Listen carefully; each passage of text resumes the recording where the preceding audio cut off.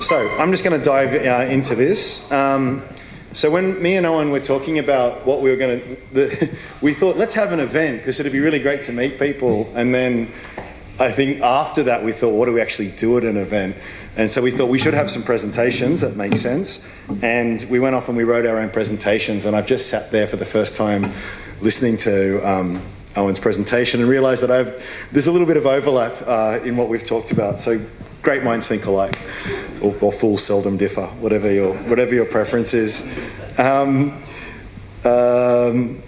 Right, so I guess it is really great, as Owen said at the start, to have so many investing enthusiasts in the one room. We are a pretty dispersed kind of group. There's a lot of us out there, but it's not easy to always, I guess, get together. And I think one of the things that always attracts us to the market is, if I can be blunt and crass enough about it, it's the chance to make a buck, right? Or is that just me? You want to make some money, right? That's why we're here. The problem, though, I think, is if that's your only driver, you're probably not likely to be that good at it. I think for all of the great investors that I've ever met and that I've known and that I've read about, they enjoy the process itself. It's the journey, it's not just the destination, as corny and as horrible as that sounds. But they are really the investing nerds that like to read annual reports, that like to read about businesses, that like to get lost in spreadsheets and do whatever it is that they do.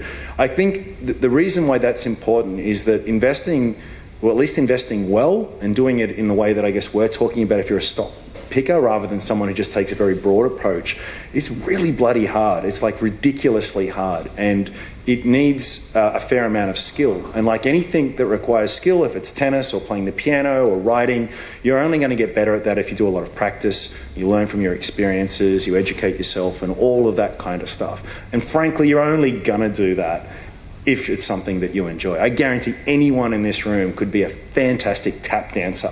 If you committed to 2 hours of practice every day for the next 5 years, you're probably not going to be selling out Broadway, but you're going to be really, really good at it. It's a guarantee.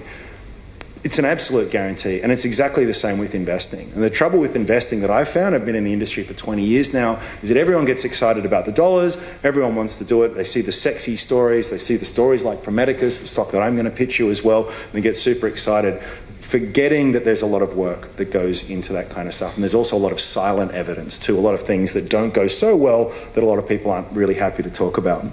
So in the talk that I'm going to do today, I wanted to give you a bit about my journey and why I invest the way I do and sort of how I've come to that approach. It's been about 20 years or so now in the market, and over that time there's been some absolutely disastrous stock selections. But overall it's gone okay, and I think the reason it's gone okay is that I've got the big ideas right. And I think if only you ever do that kind of stuff, you're not going to get into too much trouble. Diversified, dollar cost average, focusing on established companies with proven business models, that's going to get you a long way there. Even if when you buy the inevitably, poor companies that don't perform that well. I actually came into it during the tech boom, and every stock was racing higher. I'd actually completed a degree in science, of all things, and this brokerage house that I was working for was basically hiring anyone that could fog a mirror, the idea being that they would train you in the industry. And they did, except that none of it made sense. And I guess for someone, especially with a background in science, we're sort of looking at sort of critical thinking, you're looking for evidence-based, you're looking for something that sort of helps explain why things happen. But there were no good answers, at least that I got in the industry. This thing was really pseudoscience. It was half-truth. It was hackneyed sayings, don't catch a falling knife, and you never go broke taking a profit, and like the billion other ones that are out there, they're mostly all rubbish. And so inevitably, it didn't go so well for the tech boom. And frankly, every other boom and bust, there's nothing unique about that. And so it really prompted, for me at least, a lot of soul searching. Not so much in terms of what I was doing wrong, and I was doing plenty of stuff wrong, but also what was wrong with the industry as well. And now I'm out of the industry, I can be a bit more blunt about it, because it's a pretty shitty industry. And the reason is, I think, is that we were talking before with executive remuneration. It's a question of incentives. The industry makes money when you are active You know, the kind of person who buys a few shares occasionally and puts them in the bottom drawer is not a good client from a stockbroker's standpoint. So this whole industry is predicated on the idea that if the ducks quack, you feed them. And you want to make sure that it's complicated enough that, don't worry, your pretty little head will take care of it for you. And by the way, you need to rotate out of this and buy some of that and make sure that you always have exposure to this industry and that and this and that, but you are always moving. So I got personally very disillusioned with all of it. And so anyone who's been in that stage, I think you start looking around, sooner or later you run into this guy, and it's so cliched to say that these days. It is embarrassing because a lot of people sort of put a picture of Buffett up there, throw a few Buffett quotes in, and we all, you know, cringe because it's so terrible. But I guess what Buffett was doing, and it's not just Buffett, it's Peter Lynch, it's Charlie Munger, it's Howard Marks, it's Kenneth Fisher, it's all of these guys, all of the investing greats, what they share, what they have in common. And what was the epiphany for me, as obvious as it is to say, it seems stupid to say it out loud, but there's actually a business behind that ticker symbol, and you can actually have a pretty good idea as to what that business, at least in broad strokes, is going to do in the future. And you can put a value on that that's independent of the market. And really those big ideas just set me off on a course of investing that I've been doing ever since. So from really about after the tech wreck, it was 2002 through to 2012, I've just been investing in the market, but in more the last 5-6 years, that investing has really evolved and changed. And again, as I was saying before, like anything that you practice enough, you just sort of start to get a bit better at it. You're still going to make heaps of mistakes. I made plenty, but you'll find that they become less and less often and less severe. And I just think that, you know, what you want to do is when you start honing your craft a little bit better and you start finding you're a bit more confident in it, it really is something that you could take a lot more seriously, and it can have, you know, really important consequences in your life. I've been lucky enough over the last 5 years, it's been about a 27% return per annum over that time, versus 7% for the market. I'm very well aware that that was in a bull market and that it's 5 years. So it's a very, very small amount of time. But there have been a few things I've picked up, and I guess that's what I wanted to talk a bit about today, to try and give you some insight. And I'll gloss over the parts that Owen's talked about. He's already covered it so well. And again, you started with a Munger quote, so I was going to start with one too. And it was really this idea, there's nothing unique here today. There's nothing that I'm going to pull out that anyone's going to go, wow, I've never heard of that concept before. All the big investing ideas have been out there for ages. It's really just a matter of, I think, working out what are the ones that resonate for you in terms of your personal investment style. And there is, I should have mentioned this before, there is no one right way. It's something that has to align very well with your personality and the rest of it. But finding those big ideas and just really mastering them is going to get you a long way. So I've divided it up into strategy and tactics, and I'll go through the strategy part very, very quickly. But the tactics part, or the part that's more about the strawman part of it, I guess. This idea that the best way to improve an investment idea is to challenge it. Because if it can stand up after you've had a bunch of really smart people try and knock it down, you've probably got something that's good. And if you've got something that's good and you've got a higher conviction that it's good, you can throw more money at that and you can act on it with more conviction. So let's start with quality. Owen's covered this really, really well, so I'm not going to go into those first 2 points. Balance sheet strength I think is a really easy one. This is a free kick for a lot of investors. This is something that's, low debt, lots of cash. When you've got a situation like that, in fact, I challenged someone here in the room today to give me an example of a real horrible blow up for a company that had a really strong balance sheet. They just don't tend to happen that often. So when if you can find a company like that, that is a very, very good thing to have. Not just for the obvious reasons, you're not dependent on investors, you're not dependent on lenders, but it gives you a massive degree of optionality. You can outlast and outspend your competitors in the tough times when they come, and you can actually find that tough times are a good thing for companies with very strong balance sheets and very good capital allocators at the helm. Whoops.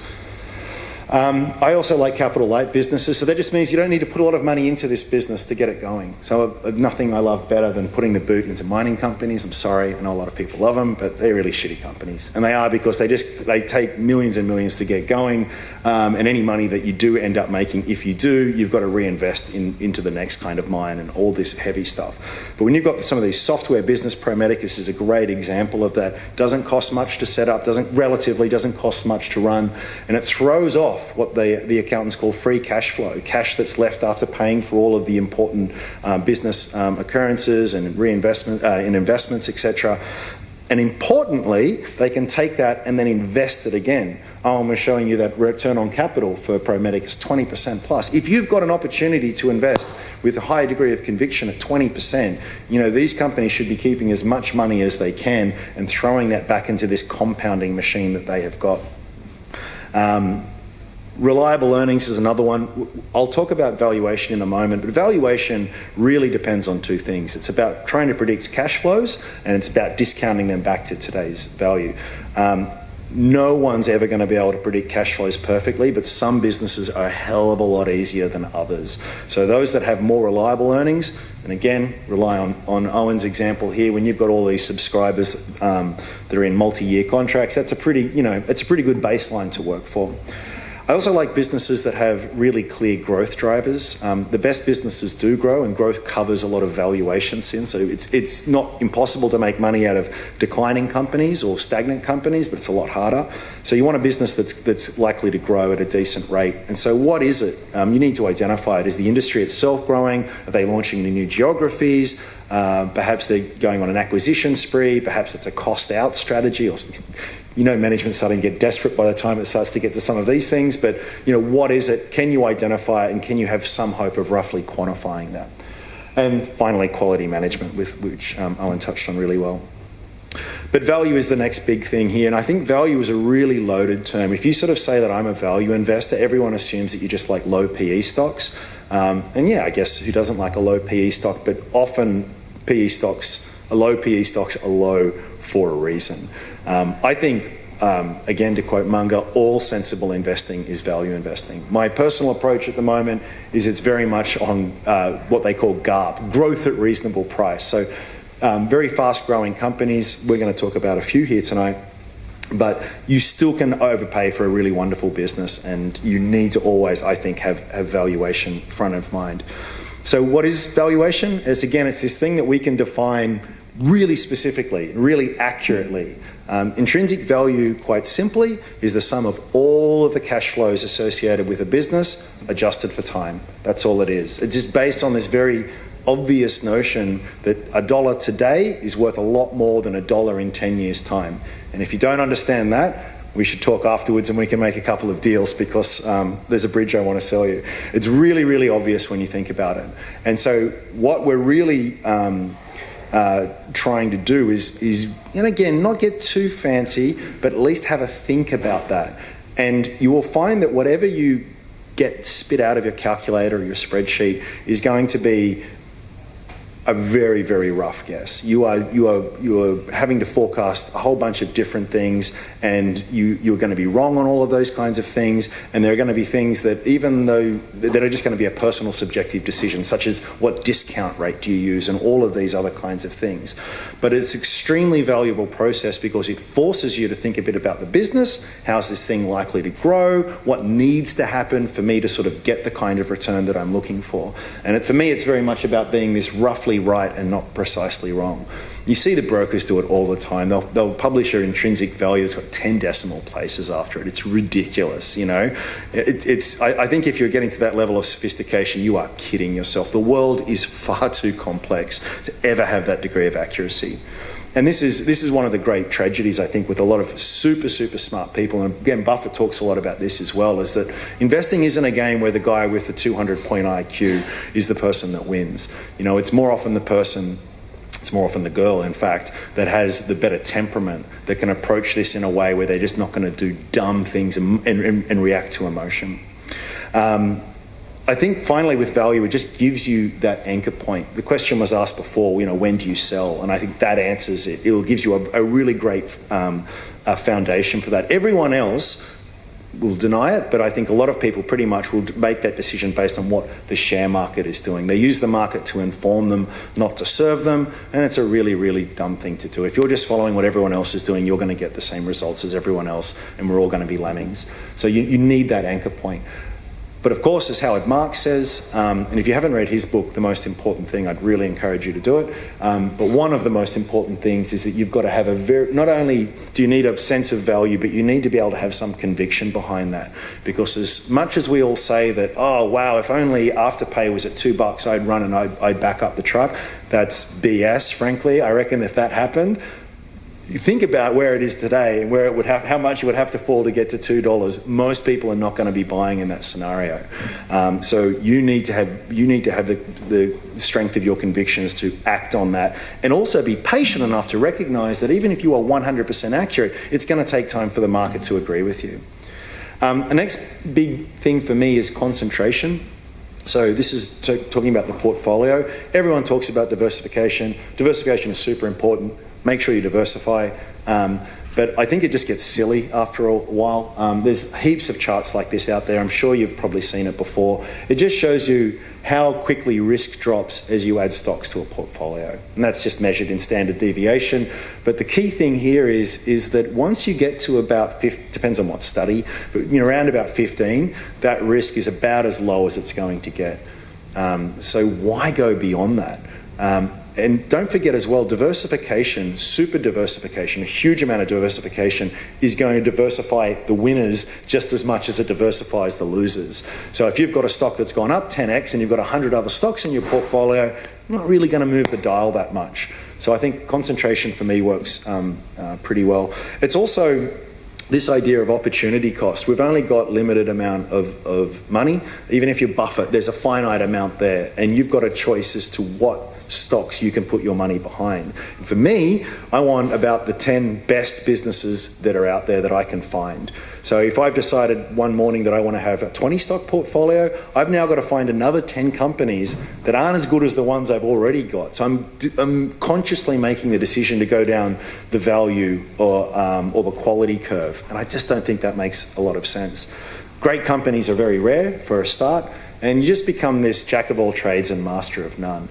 Again, when the demons come at night and volatility returns and scary things start happening, Owen, again, before talked about this informational edge that you can have. If you can take a few companies and get to know them intimately, when everyone else is freaking out and panicking, you can really rely on that to help sort of keep those convictions in check. And finally, long term. Long term is just, we all talk about that, but it's very, very hard to do. It's that old saying of the market being a weighing machine versus a voting machine. So we know that prices always tend towards their true intrinsic value over time. We know that. We also know I've just said how hard it is to sort of calculate that, and it is hard.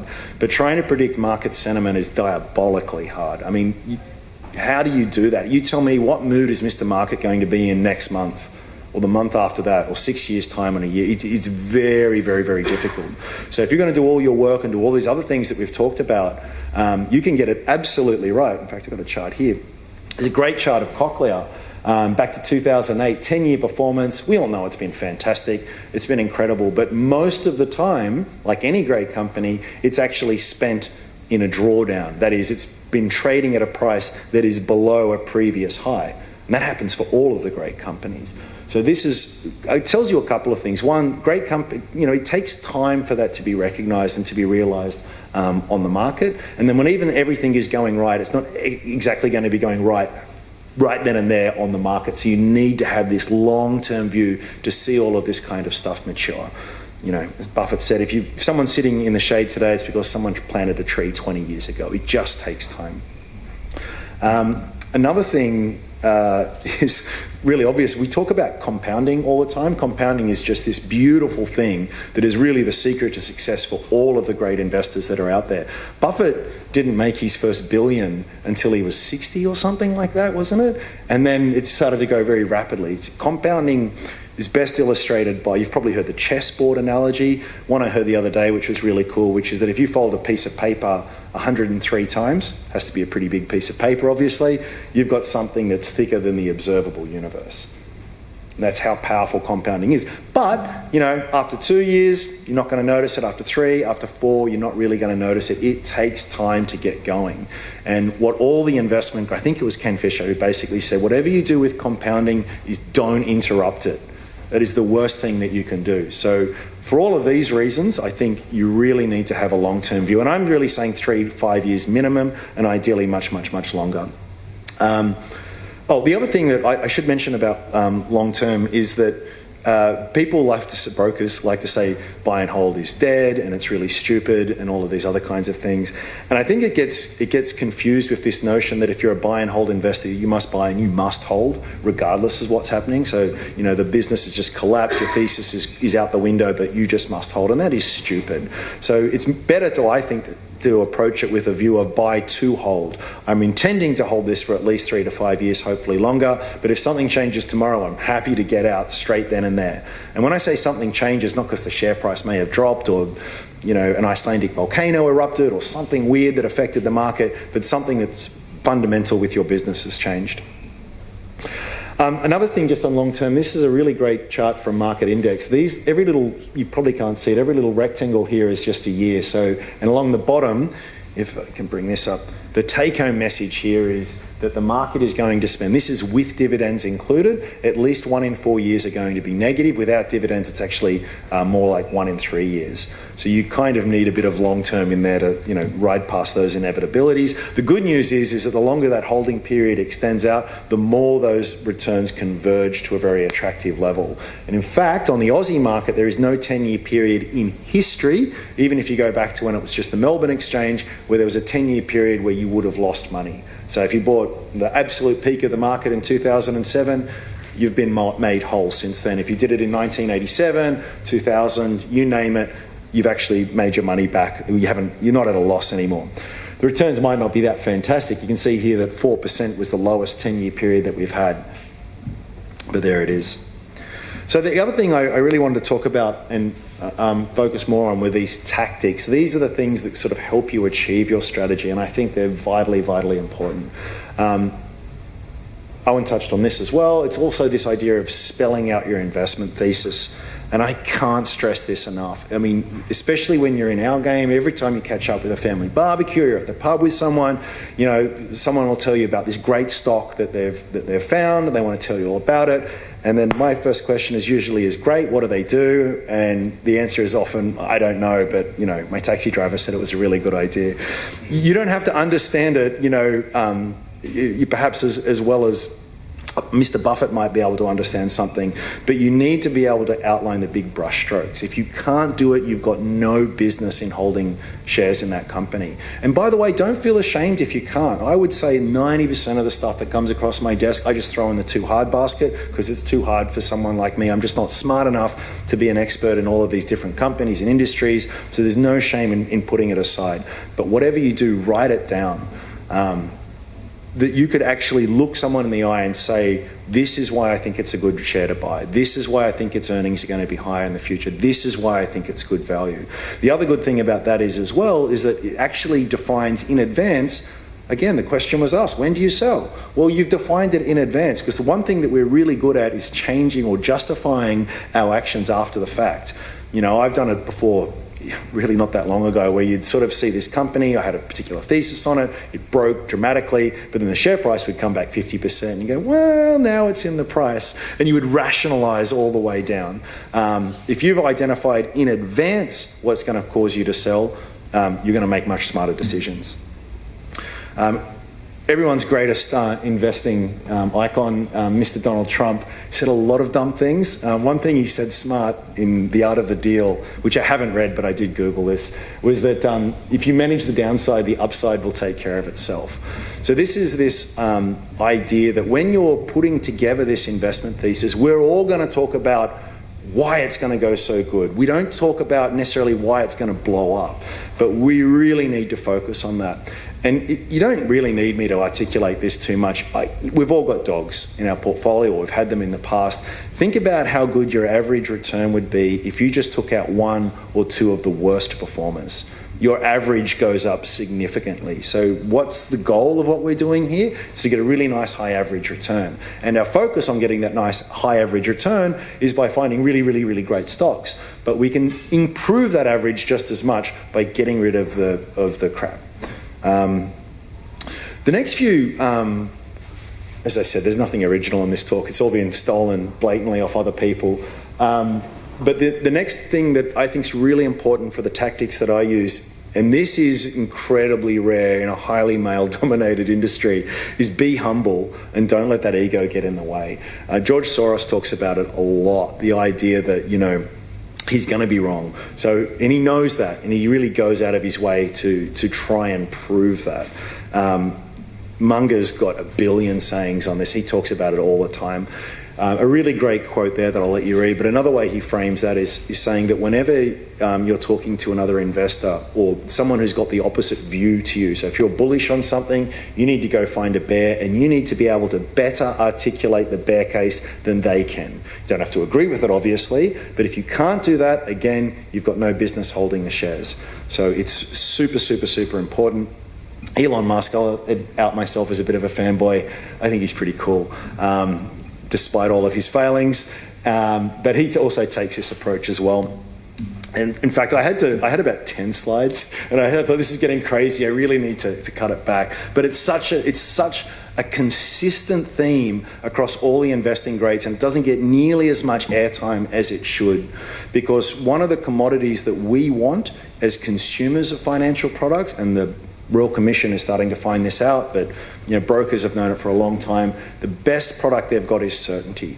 You go to a broker and say, hey, what should I buy? If it goes, well, I'm kind of interested in this, but it's got all these other hairs on it, and there's other these things, you're just not going to do it. We knew it rather well at the Motley Fool. There's a lot of conviction in the recommendations that come up because, frankly, certainty is important. But the world doesn't always work like that. So you need to accept that you're going to be wrong a lot and be prepared to change your mind really, really rapidly. Because are we here to make money, or are we here to stroke our egos? And by the way, it's not a question of if you are wrong. As I said before, when you are wrong. Buffett makes really bad mistakes all the time. Daniel Kahneman, he won the Nobel Prize for behavioral finance. Owen, again, talking about behavior being so important, basically saying try and talk to as many people as you can, but importantly, people who are in a different frame of mind to you, different emotional state, people who would disagree with you, and take them hyper seriously. What we all tend to do, particularly online, is that we seek out confirmation bias. We do this with politics, we do it with sport, we do it with everything. So if I've decided that Pro Medicus is a great company, and I go online and I start reading about someone who hates it, chances are I'm just going to flick past that and find someone else who's going to tell me that I'm a genius, and that it's fantastic. And that is really, really the wrong approach. The other tactic that I have is really being slow to buy and slower to sell. I honestly probably make 4 or 5 trades in an entire year. I really don't buy stuff that much, and I don't sell that much either. Because it's really hard to find a really good idea, and then when you do find a good idea, you've got to make sure, well, a good company, you've got to make sure it's at a good price, and those things don't always align. But there is no rush. I think one of the things, again, the industry likes to convince you of is this hyper urgency with it. You've got to get on this now. We've seen Boiler Room and The Wolf of Wall Street and all those ones. It's going now. You need to buy it. It's really important. It's not true. There's usually a lot of time to act. And even if you do miss that, there's 1,000 opportunities around the corner. So be very, very slow to buy and be much slower to sell. And that can be just as difficult when you're sitting on a crazy profit as well, because that fear is that it won't last. And maybe it's come back a little bit. Maybe the losses are going to get more. I need to get out. Not to say that you don't get out, but just think about it very calmly, very rationally, and refer back to that investment thesis that you've so carefully written out. Even if it's just on one piece of A4 paper, it's going to really drive some sensible thinking. Again, Owen talked a bit about the informational advantage. The great thing today is that there's just so much out there. All the important stuff is out there, and it's not even that particularly hard to find. Buffett's great secret is he just reads a lot.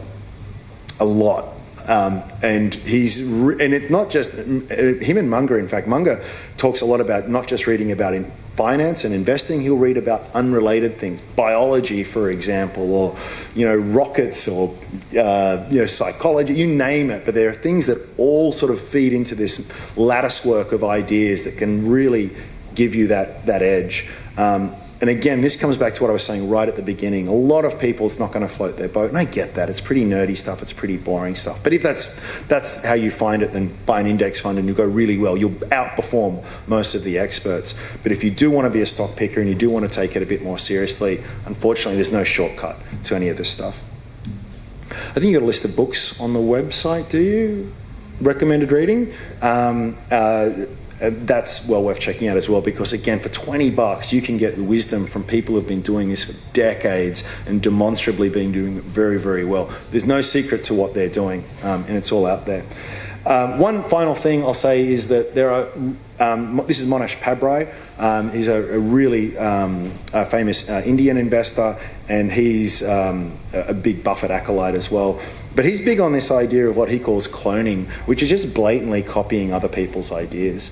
And I think there's no shame in that whatsoever. If Owen's going to tell me about an idea that he's got and he can lay out the case pretty well, which he almost always does, I've got no problem in shamelessly copying that idea, because he's someone I've realised I can trust. And you will find that out there, again, on the internet, what pundits are talking, what fund managers that write investment newsletters. Owen's interviewed a bunch. We've got one of them in the room with us today. But the guys at Forager, I think, are really great as well. Tony Hansen is another one. They're all out there and they're publishing their stuff. They're telling you what their major holdings are. Joe Mager at Lakehouse Capital, they're telling you their top 5 positions. Probably worth having a look at. Again, doesn't mean you just blindly follow, but what a great starting point. You know that these people have done a lot of homework there, and it's a little bit of a hack, if I can use that term. So I'm going to finish all of that, and then I'm going to pitch you a stock. Hopefully not too crazily over time here. But it really, everything I've been talking about here has been summarised by Ray Dalio. And he's got a great book called Principles that I'd recommend. It's pretty dense in parts, but it's well worth reading. And he's really coming to this thing in this strawman type approach. How do I know I'm right? I need to surround myself with people who are going to challenge my thinking, going to bring new ideas to the table. He doesn't care how he got to be right. He doesn't care if someone else gets the credit. You just want to be right, don't you? You just want to make money. And it's really the whole thinking behind the platform that I've got and why it's called Strawman Investing. It's always the first question. Why is it called Strawman? It's called Strawman because we want the ideas to be challenged. We want you to actually put down in writing why you like a company, put down how much you think it's worth, and we want other people to engage with that, because I think that's going to make everyone a bit more successful. Nanosonics. So we've stayed, both of us, in the medical space, but not really, because even though they're in the medical space, what they do is more unique than that. Does anyone hold shares in Nanosonics at all? All the people smiling. I do too. So for those that don't know, these guys make a nanonebulant disinfectant, a disinfector, which is basically just a fancy way of saying they sterilise ultrasound probes. Now, in the old days, and I used to do a bit of this when I was doing microbiology at uni, everything was sort of dunked in a solution and wiped down, and it's just really, really caveman-like. It takes a long time. There's a lot of human error that's involved, and there's a lot of dangerous chemicals. These guys have a thing. You pop it in the machine, you press a button, 7 minutes later, it's sterilised to the highest standard available. And there's a huge market opportunity because there's a lot of hospitals in the world. And so very early on, they had a lot of presentations about how big the opportunity was and how great their technology was. And you see this a lot with a lot of early stage companies. But Nanosonics is now, like Pro Medicus, has now progressed beyond that. This is far more than blue sky. This is a profitable business today. These guys have got a very, very long runway, but they are executing it extremely well. You can see the growth they're getting in the various geographies there.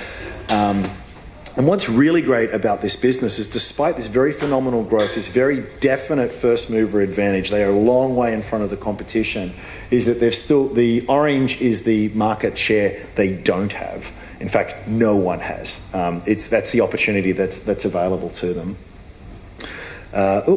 Twice. Their sales revenue has been growing at a crazy rate. It came back a little bit by about 10% or so last year. Very, very good reason for that. And this is another classic example how it can be a really great advantage for people who have done their homework, who understand the business, who have got a high conviction in things, because things like this will happen. The market will react as the way the market reacts. It's got competition, the way the market reacts. But it's, in my mind at least, and I'd really be happy for someone to challenge this, is that it was for a very good reason, if I can put it that way. The reason that sales dipped was that they've got a new product that's coming out, so all of the suppliers were running down their inventory, and also they were moving to a managed equipment scheme. So they were moving more to a subscription model rather than an upfront capital model. So even though the units out there in the field increased very significantly, sales dropped a little bit. And you can see that here in terms of the revenue associated with consumables was up 25%, but the capital sales was down about 35%. That is, my humble view, is very likely to reverse in the coming year because GE is restocking ahead of the Trophon with the Trophon 2 launch. And by the way, they've got a new agreement with GE in North America next year, which means they get to sell the consumables themselves for the machines, the things that make it run. They get to do it at a much, much higher margin. So these economics are going to get even better.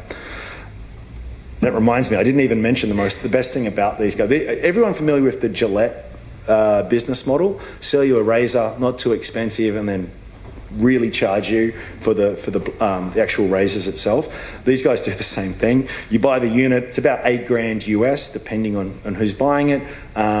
But then you have to buy your consumables. All the solutions that these things run off and the servicing is all provided largely by Nanosonics. And so that's about $2,500 US per unit, and that's increasing as people are using it more and more often and stuff as well.